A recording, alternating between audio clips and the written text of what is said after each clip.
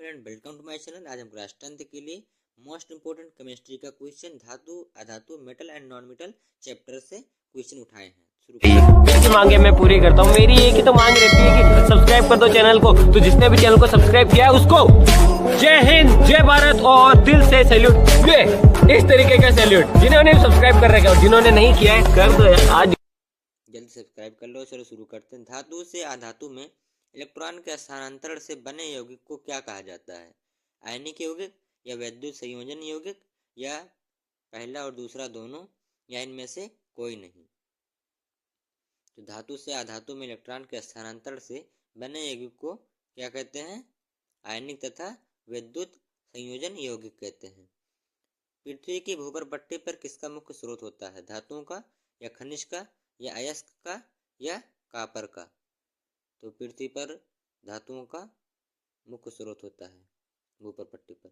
समुद्री जल में कौन से विलेय लवण उपस्थित रहते हैं? सोडियम क्लोराइड या मैग्नीशियम क्लोराइड या दोनों या फिर सोडियम ऑक्साइड? तो समुद्री जल यानी मरीन वाटर में सोडियम क्लोराइड और मैग्नीशियम क्लोराइड दोनों पाए जाते हैं। भूगर्भ पट्टी में प्राकृतिक रूप से पाए जाने वाले तत्व या यौगिक को क्या कहा जाता है? तो पृथ्वी के ऊपर पट्टी पर प्राकृतिक रूप से पाया जाता है जिसे कहते हैं खनिज। सक्रियता श्रेणी में सबसे नीचे आने वाली धातुएं कौन सी हैं जो स्वतंत्र अवस्था में पाई जाती हैं? सोना या चांदी या तांबा या उपरोक्त में सभी? तो सक्रियता श्रेणी में सबसे नीचे आती है, उपरोक्त में सभी यानी तीनों आती हैं।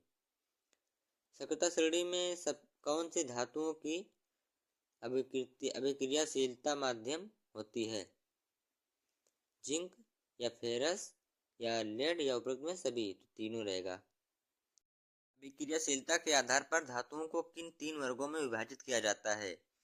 निम्न अभिक्रियाशीलता धातुएं, मध्यम अभिक्रियाशीलता धातुएं या उच्च अभिक्रियाशीलता धातुएं या उपरोक्त में सभी?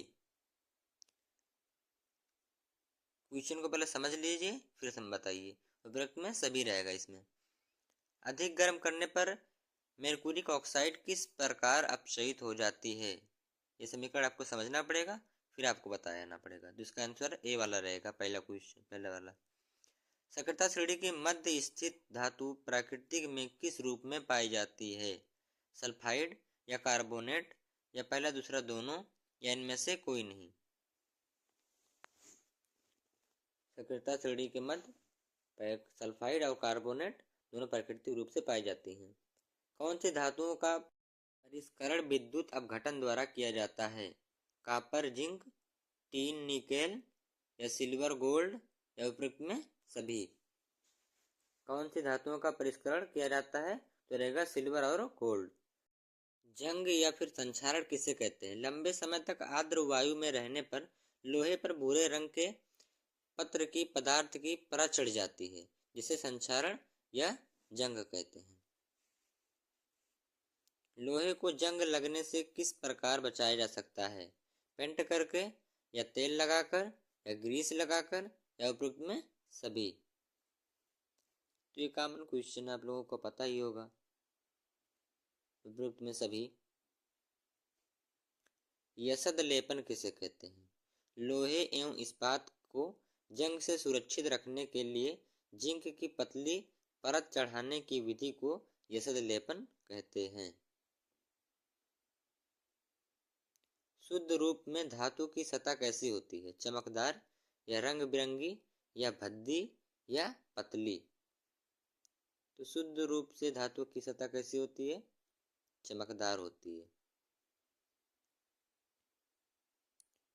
किन धातुओं में आघात वर्धन्यता सबसे अधिक होती है? सोना में या चांदी में या कोयला में या पहला और दूसरा दोनों से ही?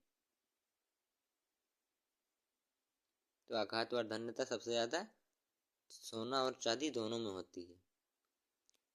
धातु को पतले तार के रूप में खींचने के गुणधर्म को क्या कहते हैं? तन्यता या कार्बन या आयरन या जिंक? गुणधर्म को पूछ रहा है तो तन्यता रहेगा।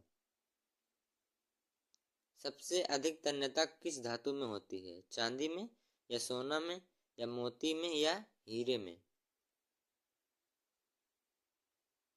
सबसे ज़्यादा तन्यता किसमें पाई जाती है? सोने में पाई जाती है। धातुओं की तुलना में अधातुओं की संख्या कितनी होती है? अधिक होती है या कम होती है या बराबर होती है या बहुत अधिक होती है? धातुओं की तुलना में अधातुओं की संख्या कम होती है। कौन सी धातुओं का गलनांक बहुत कम होता है? गैलियम या सीजियम या पहला दूसरा दोनों या फिर कार्बन? कौन सी धातुओं का गलनांक सबसे कम होता है? इसका आंसर रहेगा गैलियम और सीजियम दोनों। सबसे कठोर प्राकृतिक पदार्थ कौन सा है जिसका गलनांक तथा क्वथनांक सबसे अधिक होता है? हीरा या सोना या चांदी या मोती?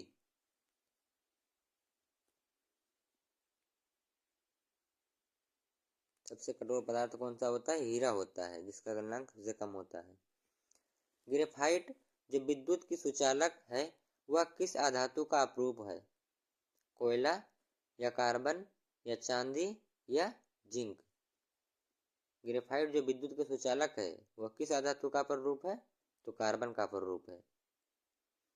कौन सी क्षारीय धातु है जो चाकू से आसानी से कट जाती है? धातु है लेकिन चाकू से आसानी से कट जाती है। मेटल है। लिथियम या सोडियम या पोटेशियम या उपरोक्त में सभी? बहुत सिंपल क्वेश्चन है। इसका आंसर रहेगा लिथियम या फिर सोडियम। एल्यूमिनियम पर मोती ऑक्साइड मोती नहीं रहेगा। एल्यूमिनियम पर ऑक्साइड की परत बनाने की प्रक्रिया कहलाती है मोटी ऑक्साइड की परत बनने की प्रक्रिया कहते हैं एनोडीकरण या तन्यता या ऑक्सीकरण या पहला दूसरा दोनों? इसका आंसर ऑक्सीकरण रहेगा। आंसर वाला गलत है। जिन धातुओं की क्रियाशीलता को अवरोही क्रम में व्यवस्थित किया जाता है तथा उन्हें क्या कहा जाता है? सक्रियता श्रेणी या विकसित या अविकसित या विकासशील?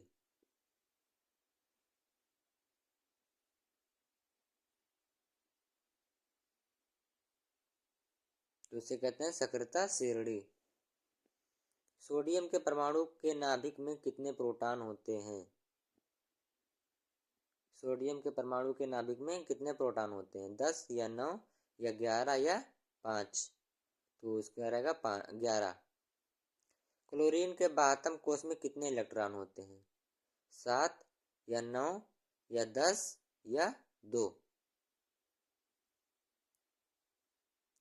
इसका आंसर रहेगा 7।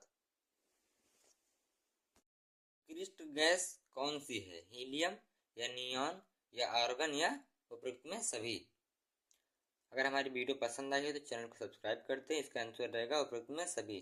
चैनल को सब्सक्राइब करते हैं। मिलते हैं कल अगली वीडियो में अगले नेक्स्ट पार्ट से। देख लीजिए अगला वीडियो।